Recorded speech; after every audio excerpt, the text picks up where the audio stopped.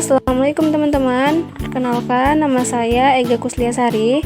Pada episode Harvest of Insight kali ini, saya akan menjelaskan mengenai konsep dasar dan penerapan metode Simple Additive Weighting atau disingkat dengan SAW. Baiklah teman-teman, langsung saja kita masuk ke pembahasannya. Nah, dikarenakan metode SAW adalah salah satu metode dalam sistem pendukung keputusan, baiknya kita mengenal terlebih dahulu apa sih itu sistem pendukung keputusan. Sistem pendukung keputusan atau yang disingkat dengan SPK adalah sistem interaktif berbasis komputer untuk memecahkan masalah tidak terstruktur dengan menggunakan data dan berbagai model. SPK juga merupakan sistem yang adaptif dan fleksibel sehingga akan lebih meningkatkan nilai keputusan yang diambil. Kemudian adanya jenis-jenis keputusan. Yang pertama, keputusan terstruktur, yaitu keputusan yang dilakukan secara berulang dan bersifat informasi spesifik, terjadwal dan detail. Kedua, keputusan semi terstruktur, yaitu keputusan yang memiliki sifat yakni sebagian keputusan dapat ditangani oleh komputer, namun sebagiannya lagi harus ditangani oleh pengambil keputusan. Yang ketiga, keputusan tidak terstruktur, yaitu keputusan yang penanganannya rumit karena tidak terjadi secara berulang atau tidak selalu terjadi. Setelah mengetahui pengertian dan jenis-jenis sistem pendukung keputusan, selanjutnya adalah tujuan sistem pendukung keputusan. Yang pertama, membantu pengambilan keputusan atas masalah semi terstruktur yang dilakukan oleh manajer. Yang kedua, memberikan dukungan dalam pertimbangan manajer. Namun di sini fungsinya bukan untuk menggantikan manajer ya. Yang ketiga, meningkatkan efektivitas keputusan daripada perbaikan efisiensinya, meningkatkan kecepatan komputasi, meningkatkan produktivitas dan sebagainya. Oke teman-teman, di dalam sistem pendukung keputusan terdapat banyak banget metode-metode pengolahan datanya. Nah, dalam video ini kita akan membahas salah satu metode SPK, yaitu metode Simple Additive Weighting atau SAW. Pengertian SAW adalah metode yang memiliki konsep dasar, yaitu mencari penjumlahan terbobot dari rating kinerja pada setiap alternatif dan pada semua kriteria. Metode SAW juga mempunyai dua atribut yang dikenal dengan kriteria keuntungan atau benefit dan kriteria biaya atau cost. Pemilihan kriteria ketika mengambil keputusan merupakan perbedaan dasar dari kedua kriteria ini. Selanjutnya, langkah penyelesaian dengan metode SAW yaitu yang pertama, tentu kita akan menentukan alternatifnya. Kedua, kita akan menentukan kriteria yang akan dijadikan acuan dalam pengambilan keputusan. Yang ketiga, memberikan nilai rating kecocokan setiap alternatif pada setiap kriteria. Yang keempat, menentukan tingkat kepentingan W atau bobot preferensi setiap kriteria. Yang kelima, membuat tabel rating kecocokan dari setiap alternatif pada setiap kriteria. Yang keenam, membuat matriks keputusan dari tabel rating kecocokan dari setiap alternatif pada setiap kriteria. Langkah selanjutnya melakukan normalisasi matriks keputusan dengan cara menghitung nilai rating kinerja ternormalisasi RIJ dari alternatif AI pada kriteria CJ dengan formula RIJ sama dengan rumus yang pertama yaitu XIJ dibagi Max I dalam kurung XIJ. Rumus ini digunakan jika J adalah atribut benefit. Rumus yang kedua yaitu min I dalam kurung XIJ dibagi dengan XIJ. Rumus ini akan digunakan jika J adalah atribut cost, di mana RIJ adalah rating kinerja ternormalisasi dari alternatif AI pada atribut CJ. Kemudian max I yaitu nilai maksimum dari setiap baris dan kolom. Min I adalah nilai minimum dari setiap baris dan kolom. Dan yang terakhir XIJ yaitu baris dan kolom dari matriks. Perlu diperhatikan untuk menentukan benefit dan cost ada dua ketentuan. Yang pertama, jika nilai XIJ memberikan keuntungan bagi pengambil keputusan, dikatakan kriteria keuntungan atau benefit. Namun, apabila sebaliknya, jika nilai XIJ menimbulkan biaya bagi pengambil keputusan, dikatakan kriteria biaya atau cost. Ketentuan yang kedua, yaitu jika berupa kriteria keuntungan atau benefit, maka nilai XIJ dibagi dengan nilai max I dari setiap kolom. Dan jika berupa kriteria biaya cost, nilai min I dari setiap kolom dibagi dengan nilai XIJ. Kemudian langkah selanjutnya, kita akan membentuk matriks ternormalisasi R dari hasil nilai rating kinerja ternormalisasi RIJ. Kemudian yang ke-9, penjumlahan dari perkalian elemen baris matriks ternormalisasi R dengan bobot preferensi W yang bersesuaian dengan kolom matriks W memberikan nilai preferensi FI sebagai hasil akhir.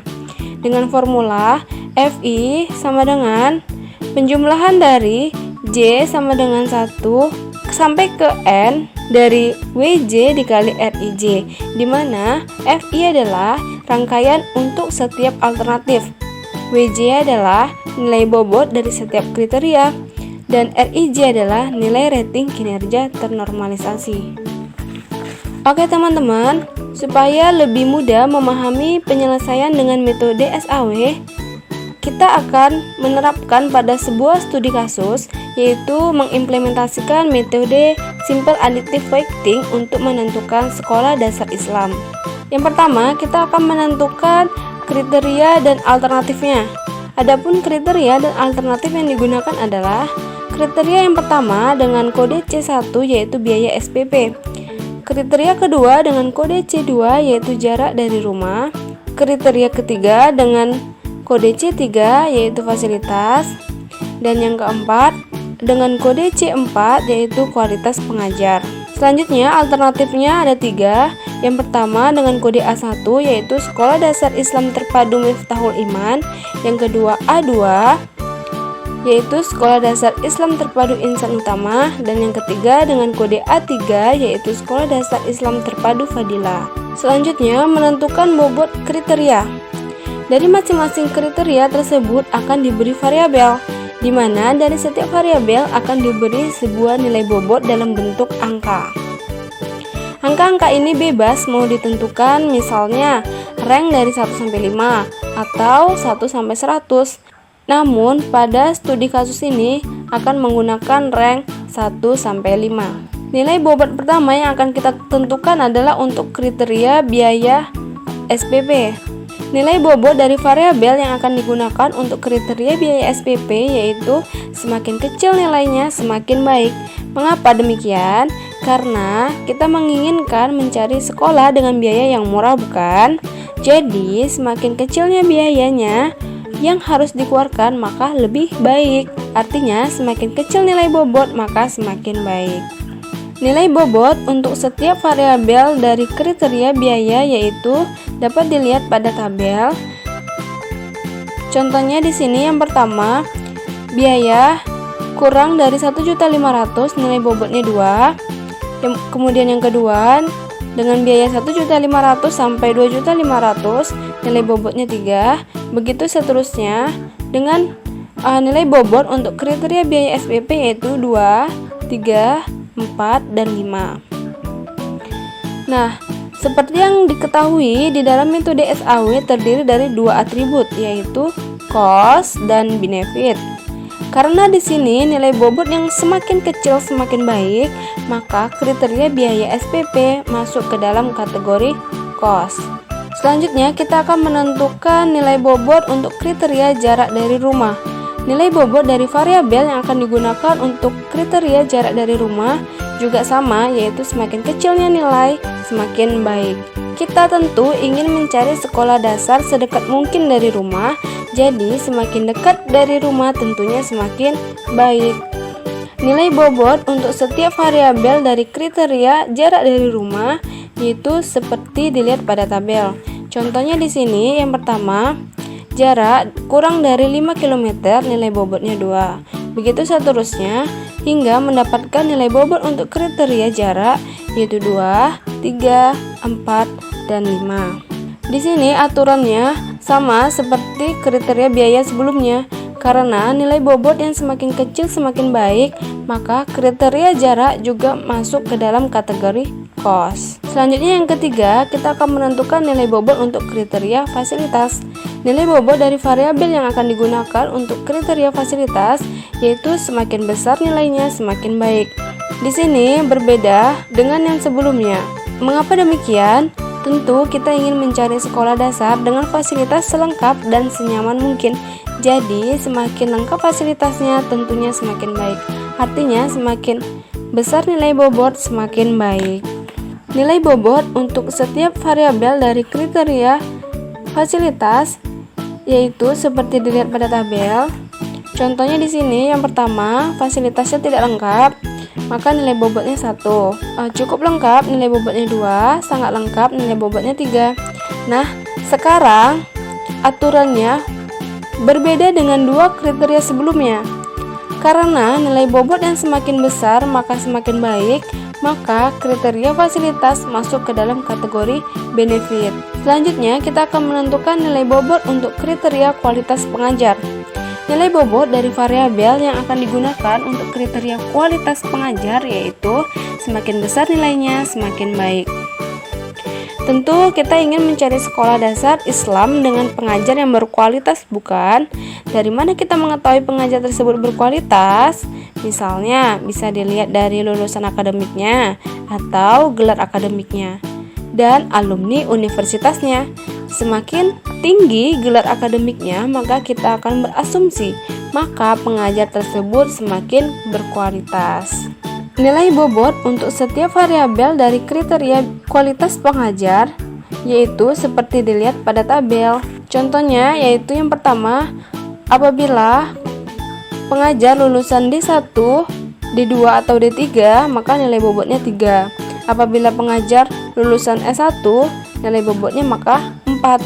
Hingga didapatlah sebuah nilai bobot untuk kriteria kualitas pengajar yaitu 3, 4, dan 5. Nah, di sini aturannya sama seperti kriteria fasilitas. Karena nilai bobot yang semakin besar semakin baik, maka kriteria kualitas pengajar juga masuk ke dalam kategori benefit. Nah, selanjutnya kita akan menentukan bobot kriteria. Dari setiap kriteria yang digunakan, semuanya akan diberikan nilai bobot. Biasanya, si pengambil keputusan akan memberikan bobot pada setiap kriteria berdasarkan pertimbangan sendiri, atau kuesioner, atau bahkan survei. Nah, contoh dari nilai bobot dari kriteria yang pertama, C1 misalnya 40, C2 30, C3 20, C4 100. Nah, keseluruhannya akan dijumlahkan hingga totalnya adalah 100. Kemudian nilai ini akan disederhanakan menjadi 0,4, 0,3, 0,2, 0,1 dan totalnya adalah 1. Langkah selanjutnya kita akan menentukan rating kecocokan alternatif dengan kriteria. Setiap alternatif diberikan variabel untuk masing-masing kriteria sesuai dengan keadaan dari alternatif tersebut. Nah, ini contohnya. Sebelumnya kita sudah mendapatkan 3 alternatif ya. Yang pertama ada alternatif 1 dengan kode A1, alternatif 2 dan alternatif 3. Nah, di sini dicontohkan untuk kriteria biaya A1-nya adalah 1.500.000 sampai 2.500.000. Untuk kriteria jarak A1 kurang dari 5 km. Fasilitasnya cukup lengkap dan lulusan pengajarnya lulusan S1. Begitu juga contoh untuk A2 dan A3. Kemudian dari tabel sebelumnya lalu dikonversi menjadi nilai bobot masing-masing sesuai variabel.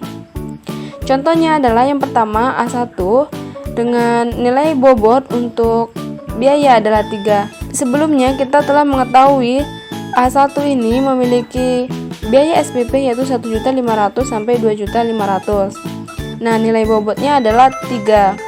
Kemudian untuk jarak kurang dari 5 km, nilai bobotnya 2. Kemudian fasilitas yang cukup lengkap, nilai bobotnya 3. Dan lulusan pengajarnya adalah lulusan S1, maka nilai bobotnya 4.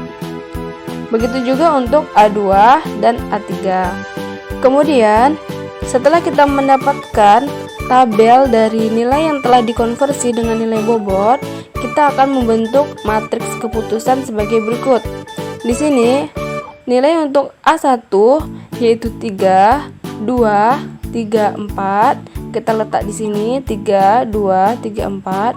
Kemudian 2, 4, 3, 3, 2, 4, 3, 3, 4, 5, 5, 5, 4, 5, 5, 5. Nah, langkah selanjutnya kita akan membuat matriks keputusan. Dari matriks keputusan ini dilakukan proses normalisasi dari matriks X dengan perhitungan sebagai berikut. R11.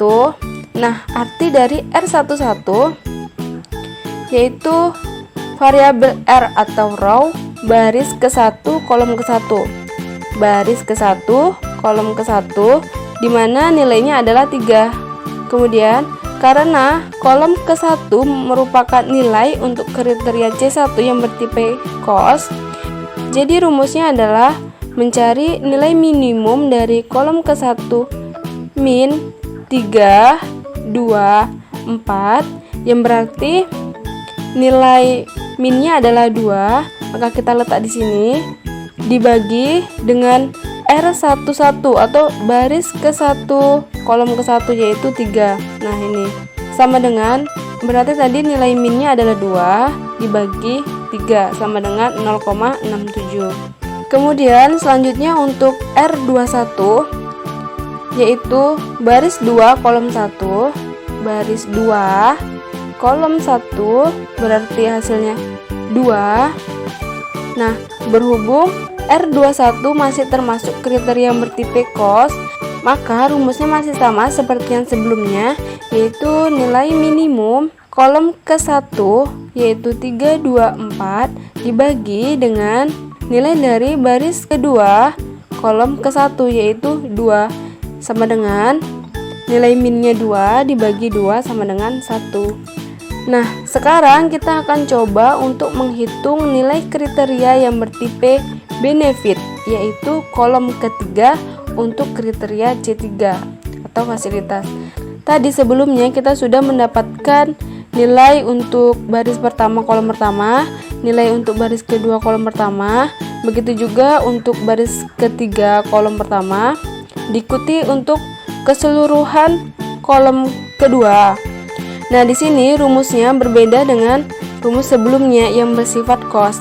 Misalnya di sini kita akan menghitung nilai untuk R13 yaitu baris ke-1 kolom ketiga yang bernilai 3.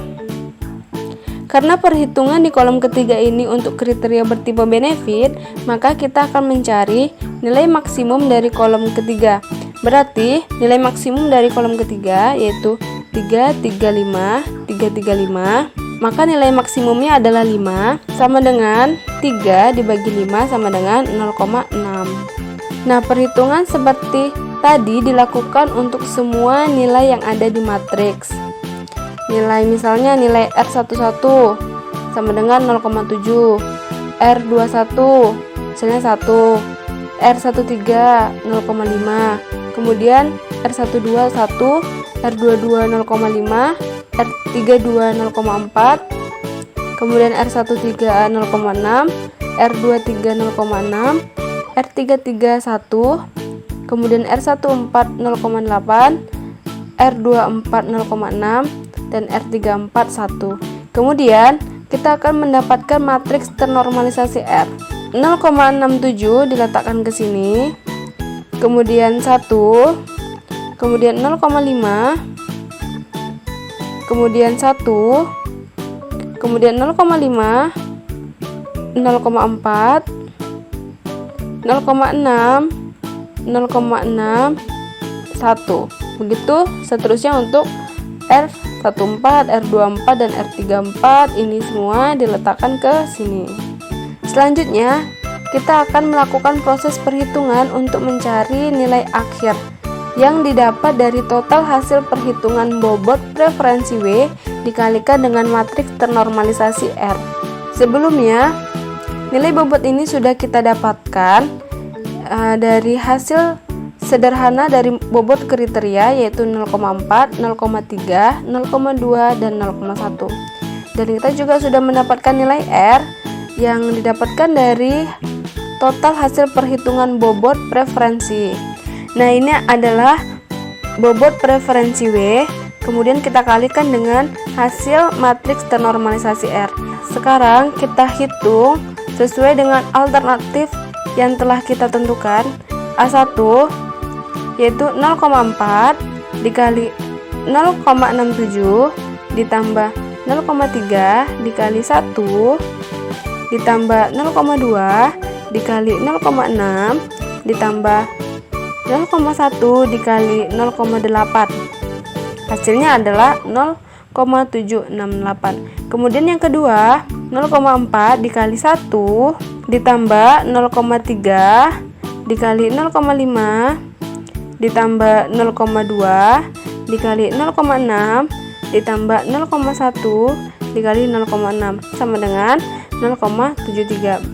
Begitu juga untuk alternatif A3. Kesimpulan yang kita dapat dari perhitungan yang telah kita lakukan yaitu A1 0,768, A2 0,73, A3 0,62. Nah, dari hasil perhitungan A1 mempunyai nilai terbesar. Maka alternatif A1 yaitu Sekolah Dasar Islam Terpadu Miftahul Iman yang akan direkomendasikan untuk mendaftar. Oke teman-teman, sudah selesai. Mudah-mudahan bermanfaat. Terima kasih sudah menonton video ini. Assalamualaikum warahmatullahi wabarakatuh.